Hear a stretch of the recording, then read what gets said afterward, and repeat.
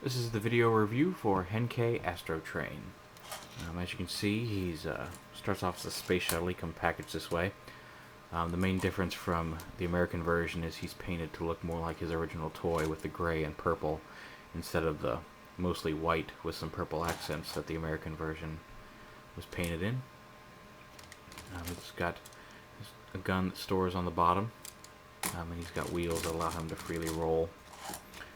But a neat little space shuttle mode. I wish they would have maybe kept this front part of the train purple or gray.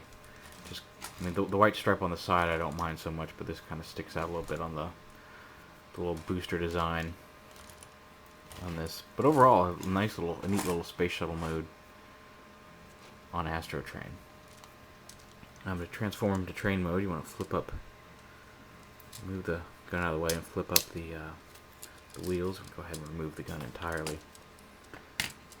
Flip up the thrusters, and the whole wing piece comes back. Rotate the thrusters around. Just untab and bring the train sections forward and peg them together at the front. Open up the space shuttle tab, and you can leave it like that, or you can rotate it around. Either way.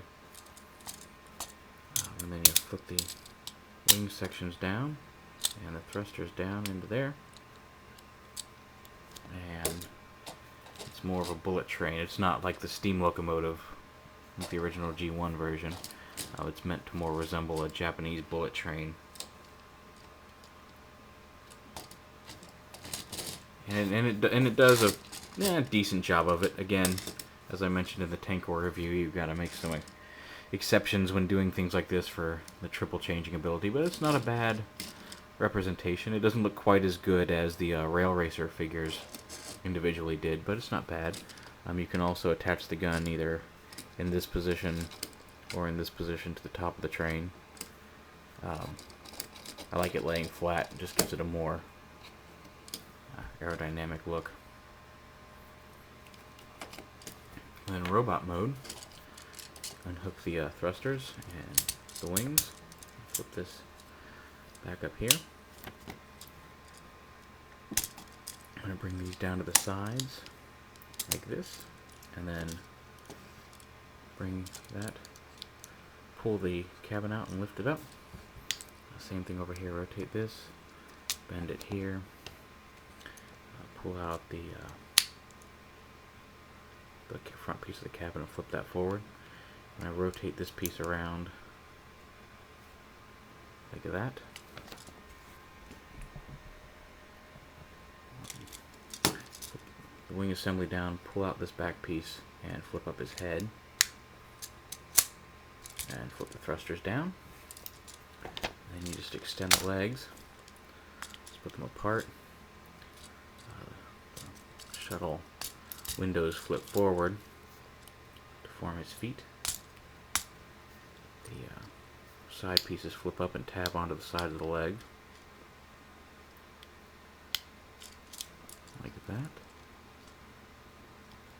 And you can also flip his wheels down to give him some heel stability, heel support. And there's a nice head sculpt reminiscent of his Generation 1 character. He can hold his gun. He does come with a gray gun. If you want to make him a little bit more accurate to the original toy, you can give him his purple gun from the Hasbro version. But they're both the same gun. Either one you can put right here in his hand. It's easier to put it in his right hand than it is his left hand, just because of this peg over here. You could, if you desired, to cut that peg off, but then there wouldn't be any way to store it in space shuttle mode. He's your standard deluxe size figure. Nice deco. He goes quite nicely with his recent released friend Tankor, or Octane, as he was known in G1. He's a little shorter than Octane, a little bit more bulk overall. He doesn't have quite the skinny legs.